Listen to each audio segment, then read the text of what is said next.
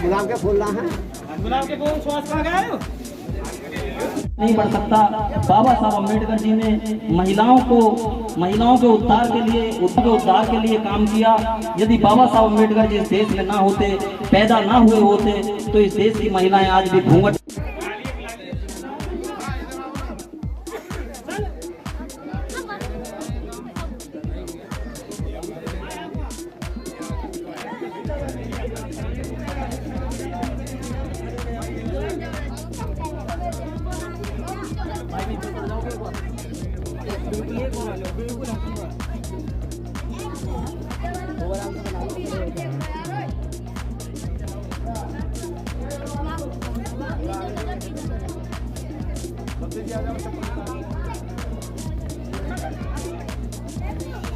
आप चिंता मत करो, मैं आपको सारी वीडियो दे दूंगा।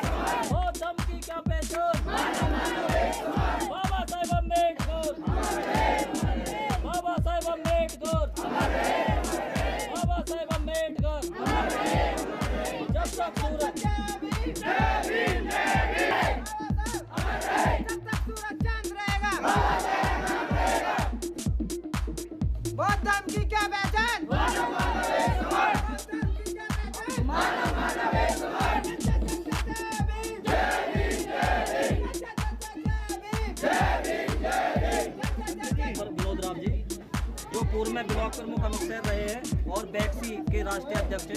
एक बार इधर देखना है भाई साहब।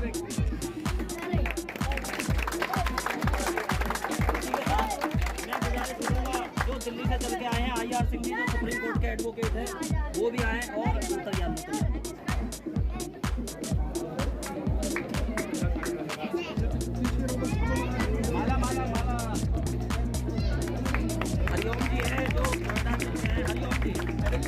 दिल्ली से चल के आए हैं, वो भी इनके साथ ही करमलाल अशोक एडवोकेट जी, जो दिल्ली से चल के गाजियाबाद से चल के आए हैं, वो भी माल्यार्पण करें। चलो चलो जल्दी इधर देखिए, नीचे वाला हाथ थोड़ा नीचे। एक साथ श्रीकांत सागर जी एडवोकेट, जो नीम ज्ञान चर्चा एसोसिएशन के जिलाध्यक्ष हैं बुलंदशहर के, और वो भी माल्यार्पण करें बाबा साहब भीमराव अम्बेडकर जी की प्रतिमा पर।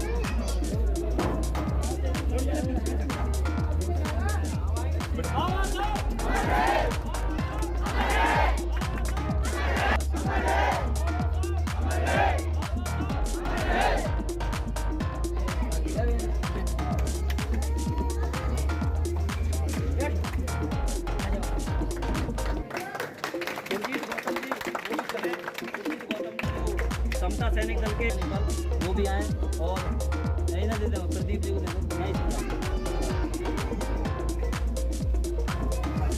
आइए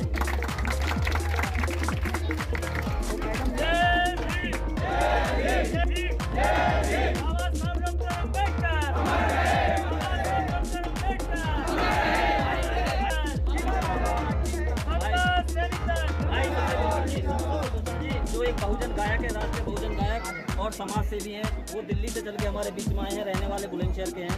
वो बाबा साहब की प्रतिमा पर पुष्प अर्पित करेंगे, माल्यार्पण करेंगे। इन्हीं के साथ नीलम गौर जी, जो NV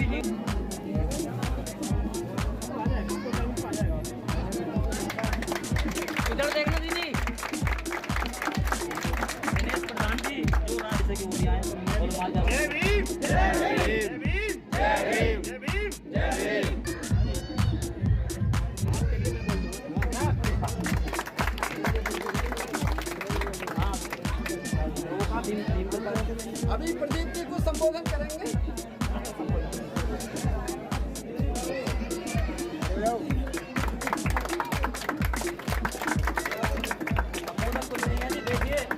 हम लोग सब निस्वार्थ भावना से काम करें। जहां हमारे अंदर कोई आपसी मतभेद है उसे भुलाने की कोशिश करें। भुलाने की कोशिश नहीं, आपसी मतभेद को भुलाएं। यदि आप बाबा साहब की प्रतिमा यहाँ लगी है, उन्होंने बौद्ध धर्म का मार्ग दिया, उन्होंने सबको समानता का अधिकार दिया। यदि हम आगे बढ़ना चाहते हैं, अपने बच्चों को बढ़ाना चाहते हैं, तो आपसी मतभेद मिटा दें और आपसी मतभेद मिटा कर आगे बढ़ने का काम करें। ये हमारी सबसे बड़ी है, इससे बड़ी और कोई बात नहीं। और सभी माल्यार्पण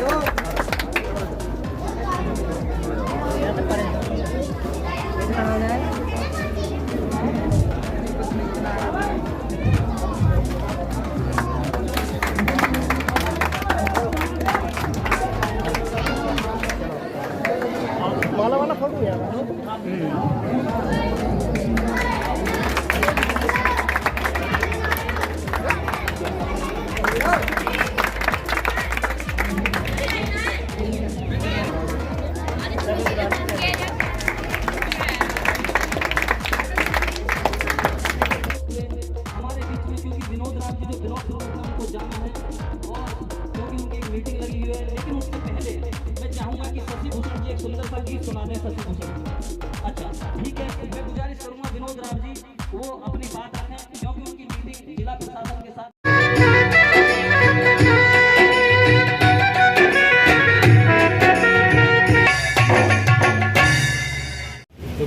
से ज्यादा वीडियो चली रही है। हेलो हेलो, आज बाबा साहब doctor Bhimrao Ambedkar mission committee के तत्वाधान में जो ये आपके गांव में समकोला में बोधिसत्व डॉक्टर भीमराव अम्बेडकर जी की प्रतिमा का अनावरण हुआ और हमारे बीच में उपस्थित पूजनीय भंते जी प्रज्ञा रसनी जी, मैं उनके बारे में आपको बताना चाहता हूं कि वो बुलंदशहर में करीब 40 वर्षों से ज़्यादा बौद्ध धर्म का प्रचार करते हुए उनको हो गए हैं और असंख्य बौद्ध विहारों का निर्माण भंते जी ने बुलंदशहर जिले में कराया है। आपके जब आप बुलंदशहर जाएंगे, नहर पे होते हुए खुर्जा की तरफ जाते हैं तो वहां देखेंगे सुनहरा पर भंते जी के प्रयास से वहां पर एक करोड़ों रुपयों की लागत से बुद्ध विहार बना है। आप उस बुद्ध विहार को जरूर देखें।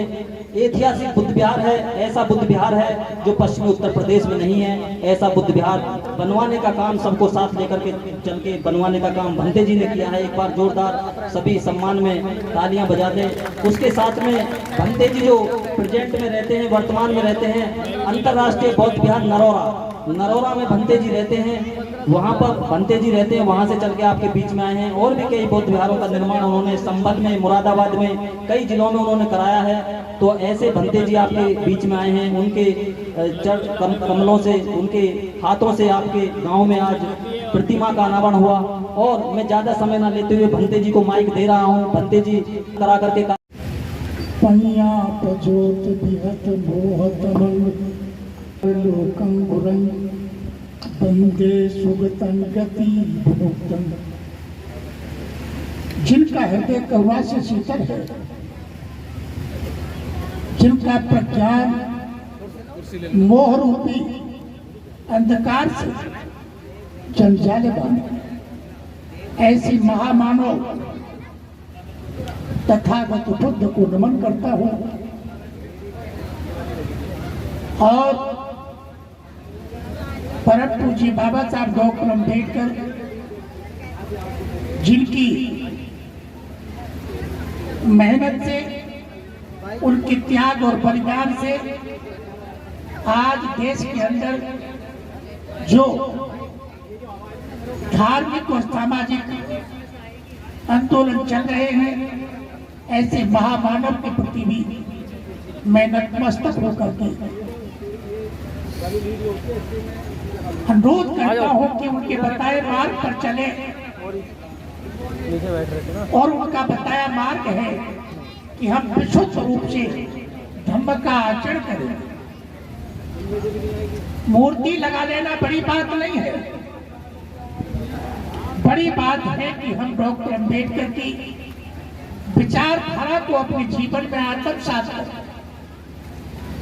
आत्मसात क्या करें, एक बहुत बड़ा सवाल है। हम क्या मतलब क्या आत्मसात करें? हम वो आत्मसात करें जिसको धारण करके हमारा मन परिशुद्ध हो जाए, हमारी वाणी परिशुद्ध हो जाए और हमारा शरीर परिशुद्ध हो जाए। हम ऐसी चीज धारण करें, ऐसा मार्ग धारण करें। तो ऐसा मार्ग आज से 2500 वर्ष पूर्व तथागत गौतम बुद्ध ने समग्र मानवता की भलाई के लिए, समग्र मानवता की उन्नति और प्रगति के लिए आविष्कृत करके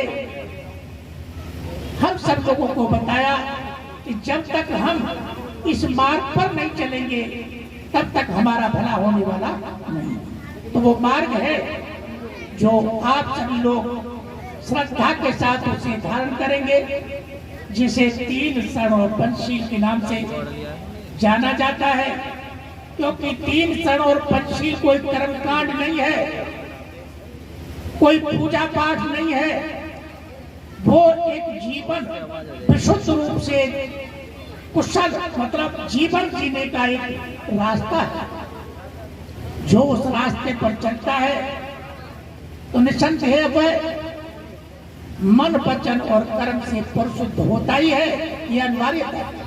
तो मैं आप सभी लोगों से आशा करूंगा कि 3 शरण पंचशील धारण करते समय आप लोग अपने पैरों से जूते चप्पल उतारेंगे और जो कुर्सियों पर बैठे हैं वह खड़े हो जाएंगे।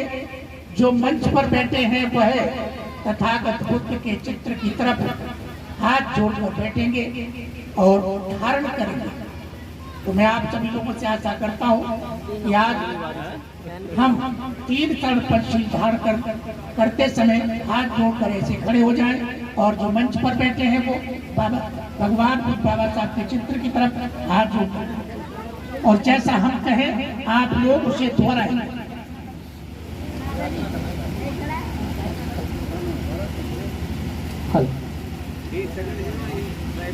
बुद्धं नमामि,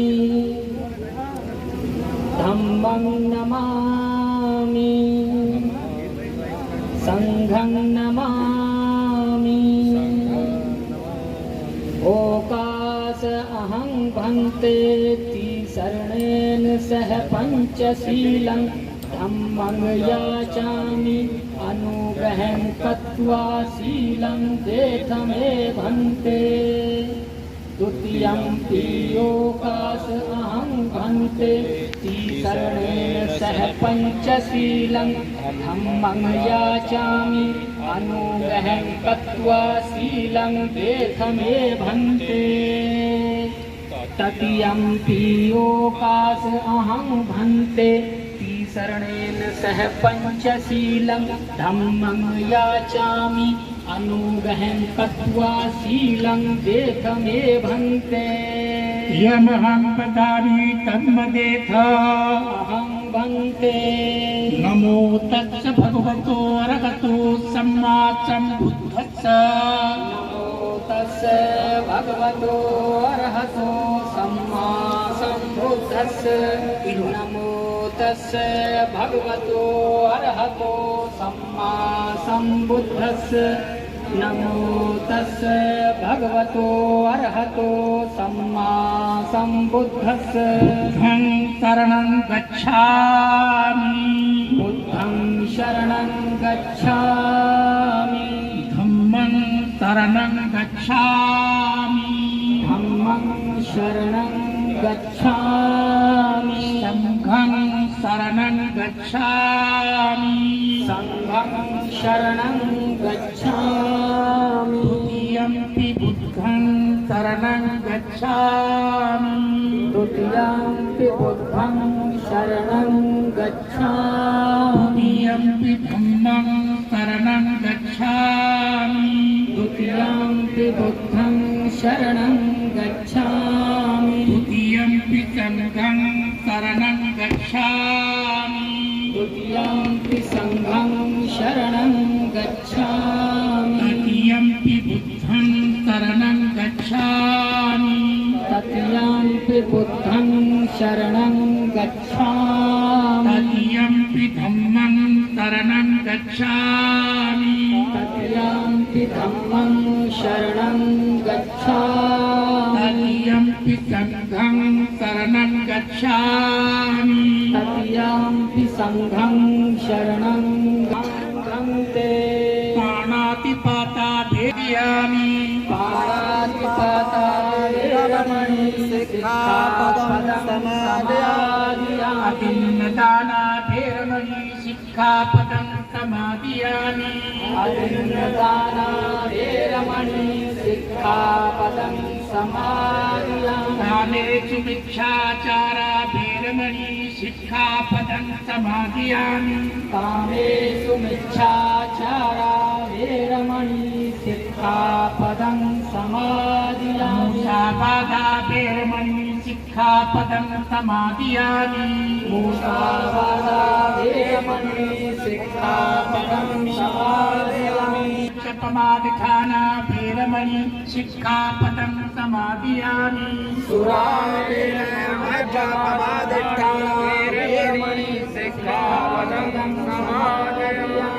समसंतिं पंचशील धम्मं साधुकं सुरक्षितं कृत्वा अपमादेन संपादे तब्बम् अहं भवते साधु साधु धम्मं नमामि महाकाल तथागत गौतम बुद्ध सम्मा संबुद्धस्स कि मैं नमन करता हूँ उन तथागत गौतम बुद्ध को। बुद्ध किसी व्यक्ति का नाम नहीं होता।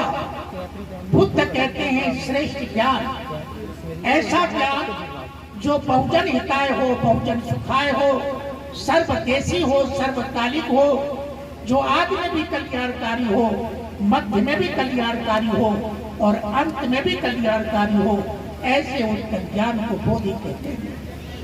महाराजा सिद्धोदन के राजकुमार सिद्धार्थ गौतम ने ऐसा ही उत्तम ज्ञान प्राप्त किया था। जब उन्हें ऐसे उत्तम ज्ञान की प्राप्ति हुई तो उनके मुख से भी निकला था, क्या निकला? बुद्धं शरणं गच्छामि, कि मैं बुद्ध की शरण जाता हूँ, मतलब बोधि की शरण जाता हूँ, अर्थात ज्ञान की शरण जाता हूँ। फिर कहा धम्मं शरणं गच्छामि, धम्म कहते हैं दुख मुक्ति का मार्ग, जिस मार्ग पर चल करके नाना प्रकार के दुखों से छुटकारा मिलता है, मैं ऐसे मार्ग की शरण जाता हूँ। तो कहा धम्मं शरणं गच्छामि। फिर कहा संघं शरणं गच्छामि, संघ माने समूह, कि मैं ऐसे लोगों की संगति करूंगा, ऐसे लोगों के संग की शरण जाता हूँ जो श्रेष्ठ ज्ञान से युक्त हो, जो धर्म का आचरण करते हो, ऐसे पवित्र श्रावक संघ की शरण जाता हूँ। तो कहा संघं शरणं गच्छामि। ये तीन शरण ही मेरी सर्वोत्तम शरण है और कोई चौथी शरण नहीं है। साथ ही आपने कहा प्राणातिपाता वेरमणि सिक्खापदं समादयामि। संसार में प्राण सबको प्रिय होते हैं, दुख सबको बुरा लगता है, मृत्यु से सब घबराते हैं। जो इस संसार में पैदा हुआ है वो जीवित रहना चाहता है, इसलिए आपने कहा कि मैं अकारण किसी की हत्या नहीं करूंगा, मैं अकारण किसी को कष्ट नहीं दूंगा, मैं अकारण किसी को दुख नहीं दूंगा, ये प्रतिज्ञा करता हूं। फिर आपने कहा अदिन्न दाना वेरमणि सिक्खापदं समादयामि, कि बगैर दिए मैं किसी की कोई वस्तु नहीं लूंगा, क्योंकि ये संपत्ति सबको प्रिय होती है। और देखा जाए तो बगैर संपत्ति के संसार में कुछ होता भी तो नहीं, हर कदम पर संपत्ति की जरूरत होती है। इसलिए मैं किसी की मेहनत से उपार्जित संपत्ति का अनैतिक रूप से हरण नहीं करूंगा, अर्थात मैं कभी किसी की चोरी नहीं करूंगा, ये प्रतिज्ञा करता हूं।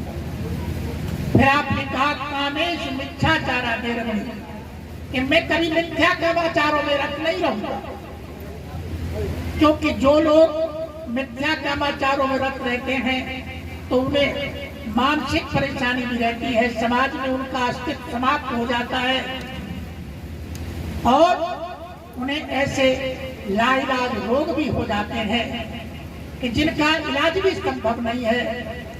इसलिए आपने कहा कि मैं एक पत्नी व्रत पालन करूंगा, महिलाएं एक पति व्रत पालन करूंगी, क्योंकि जो एक पति व्रत या पत्नी व्रत पालन नहीं करते वह नाना प्रकार के दुखों के शिकार हो जाते हैं। क्योंकि भगवान बुद्ध ने कहा जो अपने से बड़े हैं, जो अपने से बड़ी हैं, उनके साथ हम ऐसा व्यवहार करें जैसे हम अपनी माँ के साथ व्यवहार करते हैं, और जो अपने बराबर की हैं उनके साथ हम ऐसे व्यवहार करें जैसे हम अपनी बहन के साथ व्यवहार करते हैं, और जो अपने से छोटी हैं उनके साथ हम ऐसे व्यवहार करें जैसे हम अपनी बेटी के साथ व्यवहार करते हैं। शारीरिक संबंध केवल अपने जीवन साथी के साथ, बाकी सबको माँ, बहन और बेटी के समान समझेंगे। ऐसे ही महिलाएं जो अपने से बड़े हैं उनके साथ हम ऐसे व्यवहार करेंगे जैसे हम अपने पिता के साथ व्यवहार करते हैं। जो अपने बराबर के हैं उनके साथ हम ऐसे व्यवहार करेंगे जैसे हम अपने भाई के साथ व्यवहार करते हैं। जो अपने से छोटे हैं उनके साथ ऐसे व्यवहार करेंगे जैसे हम अपने बेटे के साथ व्यवहार करते हैं। शारीरिक संबंध केवल अपने जीवन साथी के साथ, बाकी सबको बाप, भैया और बेटा के समान समझेंगे। मतलब मिथ्या कामाचारों से अपने को अलग रखें। फिर आपने कहा मूसा वादा बेरहम, कि हम कभी झूठ नहीं बोलेंगे, किसी के साथ धोखा नहीं करेंगे और मिथ्या वचन नहीं बोलेंगे। क्योंकि आप जानते हैं जबान के बल पर लाखों करोड़ों के व्यापार चलते हैं, जबान के बल पर बेटी बेटा पराये हो जाते हैं, और जिसकी जबान झूठी हो जाए तो उसके पास क्या बचा है भला। इसलिए हम अपनी जबान को झूठा नहीं करेंगे। पांचवी बात कहा सुरा मेरे मध्य प्रमाद, कि हम नशीले पदार्थों से अपने को अलग रख देंगे। बीड़ी, सिगरेट, गुटखा, तंबाकू, भांग, गांजा है, जब ही हम डॉक्टर, इंजीनियर बन सकेंगे। मूर्ति की पूजा करने से नहीं बनेंगे। तो हम मूर्ति लगाया है, हमने अच्छी बात है, मूर्ति से हमको प्रेरणा मिलेगी। क्योंकि आपने देखा होगा कि जहाँ डॉक्टर अम्बेडकर की प्रतिमाएं होती हैं उससे प्रेरणा मिलती है। क्या कि कोट, पैंट और टाई और हाथ में संविधान, उससे ये प्रेरणा मिलती है कि भैया हमको एजुकेशन का रहे तो ज्यादा बढ़िया है। और मान लो कहीं लगाते भी हो तो ऐसी जगह पे लगाओ जहाँ लोगों को प्रेरणा का कारण बने। मैंने तो ज्यादातर देखा है कि सीमेंट के कार्टून बना करके खड़ा कर देते हैं। अरे क्या क्या सिद्ध करना चाहते हो तो मूर्तियां लगा। जिन चीजों से डॉक्टर अम्बेडकर थोड़ा छुटकारा दिलाना चाहते थे, आज हम घुमा फिरा करके वहीं जाना चाहते हैं। आज हमको और हमारे समाज को आवश्यकता है एजुकेशन की। हमें एजुकेशन के क्षेत्र में काम करना है। यहाँ पर जो हमारा युवा वर्ग है, मैं उससे केवल ये एक बात कहना चाहता हूँ, मूर्ति लगाओ मत लगाओ इससे कोई फर्क नहीं पड़ेगा। आप लोगों को बच्चों के अंदर एजुकेशन का भाव पैदा करना है, उनमें एजुकेशन के प्रति ललक पैदा करना है। जब उनमें एजुकेशन की ललक पैदा हो जाएगी तो यही बच्चे आगे चल करके अफसर बनेंगे, अधिकारी बनेंगे, डॉक्टर, इंजीनियर, वकील, बैरिस्टर बनेंगे। और जब ऐसा होगा तो तुम्हारे और तुम्हारे समाज की तरक्की होगी। और यदि तुमने पूजा पाठ में हिलगा दिया तो पूजा पाठ में काय का भला होने वाला नहीं। तो देखिए यहाँ पर काफी लोग हैं वो अपनी बात भी कहेंगे, तो मैं ज्यादा न कह करके यही कहना चाहूंगा। बाबा साहब की एक बात कह करके अपनी बात समाप्त करूंगा। बाबा साहब डॉक्टर अम्बेडकर 25 नवंबर 1956 को मेरठ के वैशाली पार्क में, तो वहां के लोगों ने बाबा साहब का कार्यक्रम में मतलब एक भव्य तरीके से आयोजित करने के लिए बहुत बड़ा मेहनत करी थी। और उन्होंने महिलाओं को मंच के पास बैठने की व्यवस्था की थी। बाबा साहब से पहले कोई भी बोल लेता हो एक अलग बात है, जब बाबा साहब मंच पर पहुंच जाते थे तो फिर किसी की हिम्मत नहीं पड़ती थी कि वो अपनी बात कह सके। बाबा साहब आए, डायरेक्ट मंच पर पहुंचे और जाकर के माइक संभाल लिया। जब माइक संभाल लिया तो बाबा साहब देखते हैं जिधर तक देख सकते थे उधर को भीड़ ही दिखाई देती है। बहुत बड़ा पार्क, बहुत बड़ा जनसमूह, लेकिन महिलाएं पास में बैठी हुई थी। तो बाबा साहब अम्बेडकर ने देखा कि महिलाएं बहुत बड़ी संख्या में बैठी हैं। तो महिलाओं को मतलब संबोधित करते हुए बाबा साहब अम्बेडकर अपनी बात शुरू करते हैं। बहनों, तुम अम्बेडकर को देखने आई हो। दूसरी बार भी कहा, बहनों तुम अम्बेडकर को देखने आई हो। तो महिलाएं सर हिला करके कहती हैं कि हाँ, हम अम्बेडकर को देखने। तो बाबा साहब कहते हैं, बहनों तुम अम्बेडकर को कैसे देख सकोगी, तुम्हारी तो आंखों पर पर्दा पड़ा हुआ है, तुम अम्बेडकर को कैसे देख सकोगी। तो उन्होंने तुरंत जो घूंघट कर रखा था वो हटा दिया। तो फिर बाबा साहब अम्बेडकर कहते हैं, बहनों अम्बेडकर को देखने से तुम्हारा भला नहीं होगा। अम्बेडकर को देखने से तुम्हारा भला नहीं होगा। तुम्हारा भला जब होगा कि जब तुम घर घर में अम्बेडकर पैदा करोगी, उस समय तुम्हारा भला होगा। अम्बेडकर को देखने से भला नहीं। तीसरी बात बाबा साहब डॉक्टर अम्बेडकर ने कहा, की तरफ देखा तो बहुत बड़ी संख्या में सफेद पोश लोग बैठे हुए थे। तो बाबा साहब अम्बेडकर कहते हैं, भाइयों मैं ये देख रहा हूं कि मंच पर बहुत सारे लोग ऐसे बैठे हैं जो सफेद पोश है। तो बाबा साहब कहते हैं, मैंने इस देश के अंदर ऐसी व्यवस्था कायम कर दी है कि बड़ी बड़ी कोठियों वाले, बड़े बड़े बंगले वाले तुम्हारे पास आएंगे और अपनी कोठियों में बुलाएंगे आपको। तो बाबा साहब कहते हैं कि मैं ये नहीं कहता कि मत जाओ उनकी कोठियों में, लेकिन मैं ये कहना चाहता हूँ कि यदि कोई तुम्हें सम्मान के साथ अपनी कोठी में, अपने बंगले में बुलाता है तो जाओ, लेकिन भाइयों किसी दूसरे की कोठी या बंगला में जाने से पहले अपनी झोपड़ी में आग लगा के मत जाना। और यदि तुम अपनी झोपड़ी में आग लगा करके गए तो जिस दिन तुमको वो कोठी में से निकाल के बाहर करेगा उस दिन कहाँ जाओगे तुम। यदि तुम्हारी झोपड़ी है तो कम से कम उसमें आकर के बैठ तो जाओगे। तो बाबा साहब डॉक्टर अम्बेडकर ने ये 3 बातें कही थी। बहुत बड़ी बातें आपको सुनने को मिलेगी। देखिए मैं भी मतलब आश्वस्त रहता हूँ। इन्होंने मेरा पता पीछे नाम छाप दिया, उसमें जब इन्होंने कह दिया तो फिर मुझे आना पड़ा, लेकिन वैसे शरीर काम नहीं करता है। तो मैं अपनी बातें यहीं पर समाप्त करते हुए अपनी बात ये कहना चाहूंगा कि देखिए महिलाएं देखिए पीछे खड़ी हैं। मैं बहनों से कहूंगा, बेटे घर आ जाओ तुम लोग और तुमको कुर्सी दिलवाते हैं, यहाँ आओ सामने, ये आप अपनी जगह। हाँ, तो मैं अपनी बात को यहीं समाप्त करता हूँ। और हमारे सामने जो और वक्ता बैठे हैं, मैं उनसे भी अपेक्षा करूंगा, देखिए हमें किसी के खिलाफ नहीं बोलना है, हमें तो अपनी बात कहनी है। इस संसार में सभी तरह के लोग रहते हैं और जब सभी तरह के लोग रहते हैं सभी अपनी अपनी बात रखते हैं। हमें सबके प्रति मैत्रीय भाव रखते हुए सभी के सुख दुख की बात मतलब देखते हुए हमें आगे कदम बढ़ाना है, अपनी बात कहनी है। इन्हीं शब्दों के साथ मैं अपनी बात समाप्त करूंगा और कामना करता हूं कि आप लोग बाबा साहब डॉक्टर अम्बेडकर की प्रतिभा से प्रेरणा लेंगे और एजुकेशन की तरफ अपने बच्चों को बढ़ाएंगे। इन्हीं शब्दों के साथ मेरी बात समाप्त होती है। धन्यवाद, सुखी रहें।